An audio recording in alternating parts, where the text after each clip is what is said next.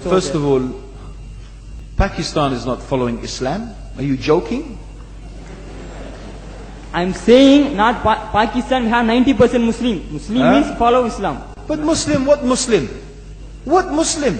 I remember 15 years ago, it's not today and I heard it's worse. 15 years ago I remember going to a wedding in Pakistan. A wedding where men and women were mixing freely. Where the bride was dancing on the stage with all the male members of the family dancing on the stage. I am sure somewhere around, we probably hidden in a corner then, but I hear now it's open drinking alcohol. What Muslim are we talking about? This was 15 years ago. Now I hear it's even worse. Oh yes, they're Islam. When the bride and the groom are walking to the car, they're holding the Quran over their head for blessing. That Islam? That's not Islam. What Islam is that? That's exactly the thing I'm talking about. That's why Muslims are in such a mess.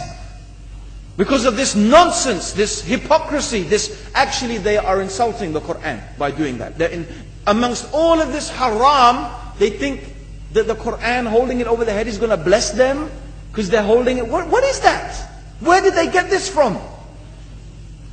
So, I don't know what we're talking about. In fact, this is the problem. You see, the Muslim world itself is so far from Islam. So many you find here in India.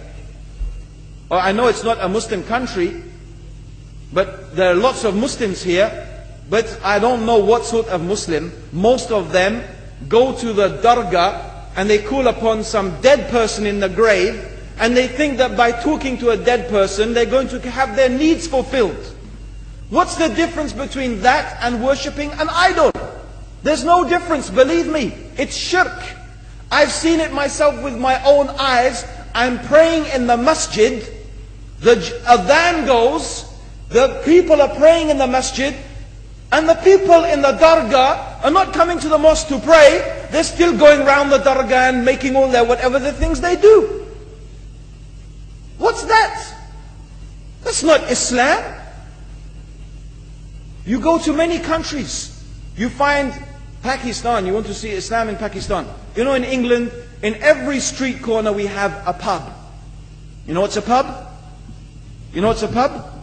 Like a bar, you know, a place where you sit and drink alcohol. Yeah? Yes? In Pakistan, believe me, they have something worse than that. Yes, worse. On every street they have a picture of a palm. Everywhere you see it, hanging from the windows. They have the picture of a palm. What's that advertising? Something worse than drinking alcohol. An invitation to disbelieve in Allah. That they're going to read your hand and tell your fortune. Shirk. It's shirk.